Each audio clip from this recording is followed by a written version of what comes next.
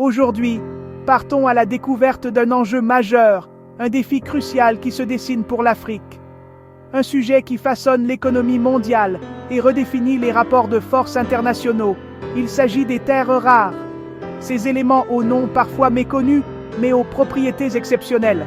Ces métaux sont absolument essentiels à la fabrication de nos téléphones, ces appareils qui nous accompagnent au quotidien. Ils sont aussi indispensables aux voitures électriques, aux éoliennes et à toutes les technologies liées aux énergies renouvelables. En réalité, ils sont présents partout dans notre quotidien, bien plus qu'on ne l'imagine.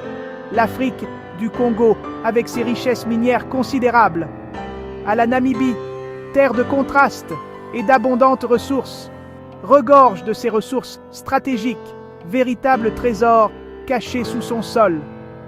La demande mondiale pour ces métaux explose littéralement, tirée par l'essor des nouvelles technologies. Cette situation attise inévitablement la convoitise des grandes puissances, qui cherchent à sécuriser leur approvisionnement. Les terres rares sont véritablement la clé de la transition énergétique et numérique des enjeux majeurs de notre époque. Celui qui les contrôle détient de facto une part importante du futur technologique mondial. L'Afrique se retrouve donc au centre d'une bataille géopolitique d'une ampleur sans précédent. Ce trésor pourrait financer notre développement, améliorer nos infrastructures et transformer nos économies. Mais cela ne sera possible que si nous en prenons pleinement conscience, que si nous comprenons l'importance de ces ressources. Les terres rares ne sont pas qu'une simple marchandise, un simple produit à exporter. Elles sont un véritable levier de puissance, un atout stratégique majeur pour le continent. Saurons-nous transformer ce potentiel exceptionnel en prospérité durable pour nos peuples, pour les générations futures?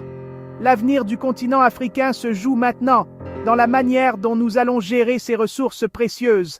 L'Afrique est riche sous terre, regorgeant de minerais précieux et de ressources naturelles convoitées. Un potentiel immense sommeille dans ses profondeurs. Mais paradoxalement, la pauvreté persiste à la surface. Une réalité amère qui contraste violemment avec la richesse enfouie. Or, diamants, symbole de luxe et de prospérité. Pétrole, terres rares, indispensables aux technologies modernes. Nos ressources semblent profiter à d'autres, alimentant des économies lointaines au lieu de transformer la nôtre. Les contrats miniers opaques, souvent négociés dans l'ombre, et la corruption endémique détournent la richesse légitime du peuple africain. Les profits s'envolent vers des paradis fiscaux, laissant pollution et misère derrière eux, un héritage empoisonné pour les générations futures. L'extraction pollue les sols et les eaux, déplace des communautés ancestrales, les privant de leurs terres et de leurs moyens de subsistance, menace la santé des populations locales, exposées à des substances toxiques. Trop souvent, la promesse de développement économique et social se transforme en désillusion amère, en un sentiment de trahison et d'injustice. Il est temps d'exiger transparence dans la gestion des ressources et justice pour les communautés affectées. La richesse du sous-sol doit impérativement servir le bien-être des citoyens africains, améliorer leur qualité de vie. Le peuple doit savoir qui exploite ces richesses, à quelles conditions environnementales et sociales, et où va réellement l'argent généré par cette exploitation. Refusons catégoriquement que nos ressources naturelles continuent d'alimenter la pauvreté et l'inégalité. L'exploitation de nos richesses doit absolument rimer avec développement durable, respect de l'environnement et bénéfices partagés équitablement. L'histoire se répète après l'or et le cacao. Voici les terres rares. Une nouvelle ruée expose l'Afrique à un néocolonialisme économique. Exporter nos minerais bruts, c'est laisser la valeur ajoutée nous échapper. La transformation et les emplois qualifiés se font ailleurs. Les contrats déséquilibrés bradent nos ressources et limitent notre souveraineté. Nous restons dépendants des marchés et technologies étrangers. Il est temps de briser ce cercle vicieux. L'Afrique doit transformer ses ressources sur place, créer de la valeur et des emplois. La souveraineté sur nos richesses n'est pas négociable. C'est le combat pour une véritable indépendance économique. Face à ces défis considérables qui se dressent devant nous, l'inaction n'est plus possible. Nous sommes à un point de bascule où chaque décision compte. Retarder l'action, c'est hypothéquer l'avenir de tout un continent.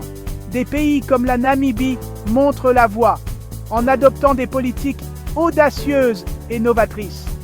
Ils tracent un chemin clair en interdisant l'exportation brute de leurs minerais, une mesure forte pour retenir la valeur ajoutée.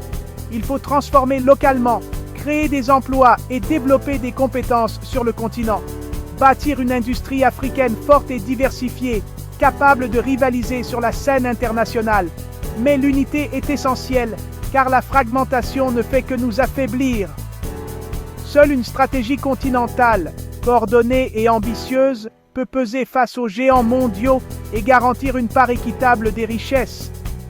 L'Union africaine doit harmoniser les règles, les normes et les politiques pour créer un environnement favorable aux investissements et au développement.